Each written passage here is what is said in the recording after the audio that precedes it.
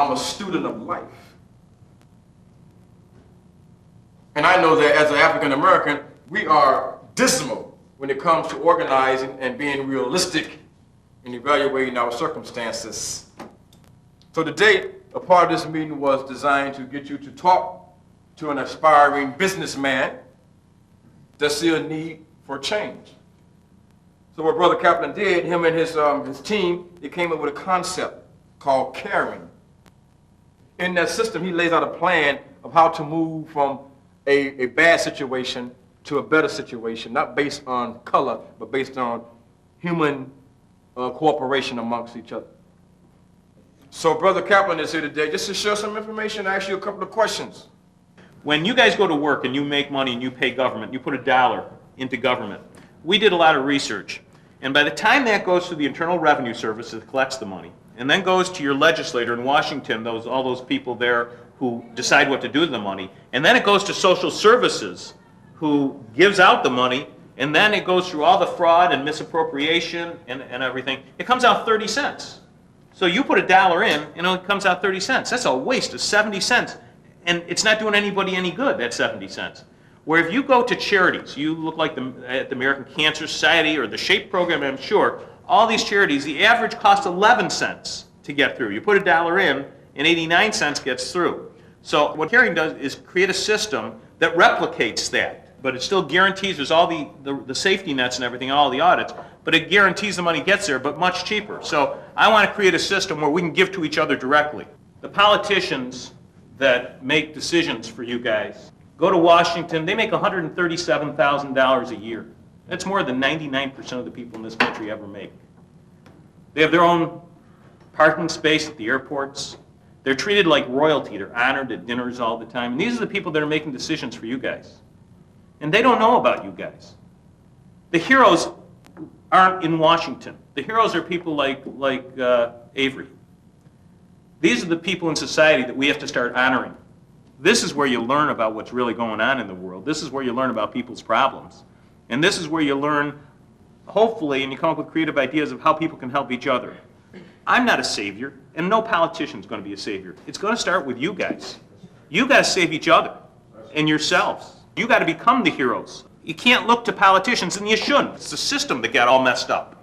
You guys have a huge challenge in front of you, and you have the opportunity to do it now. And that's to start helping each other and helping other people and doing it directly. And we need a government that doesn't do it for us, but that helps us do it.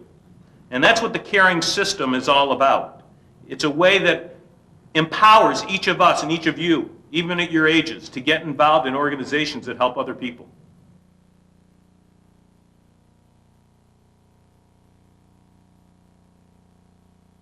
It's a lot of ideas, and it's a large kind of change up front. So at first you say to yourself, what do we have here?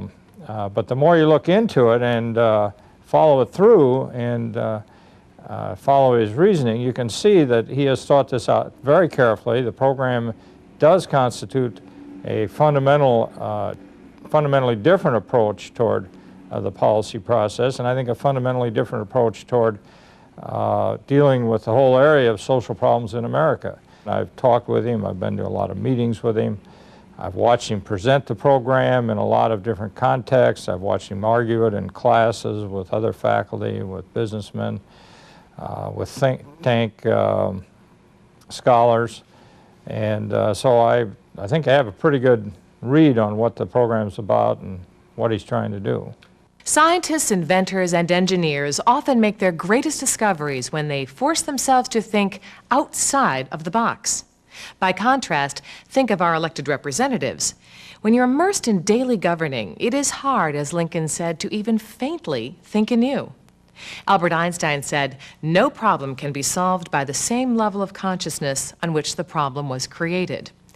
This means that social equity, a fairer, more just, more civil America, requires a new worldview. For the past 12 years, Dick Kaplan, a successful businessman, has been forging that worldview. His belief? Government exists to serve the people, not the other way around. Maybe because he isn't a politician, he has been able to think outside of the box and come up with a concept. The concept is called caring. Caring stands for the word itself, caring, but it's also an acronym that describes the funding mechanism of this new system. And it stands for cash allocations to remediate inequities, nurture, and give. Caring is not just a organizational system.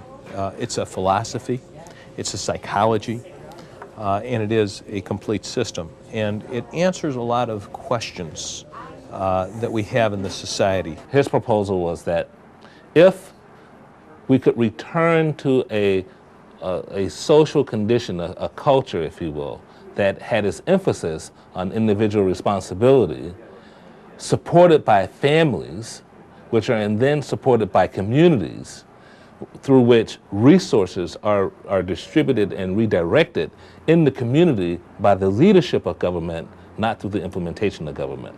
So I thought, hey, that's a great idea. So let's talk about it further.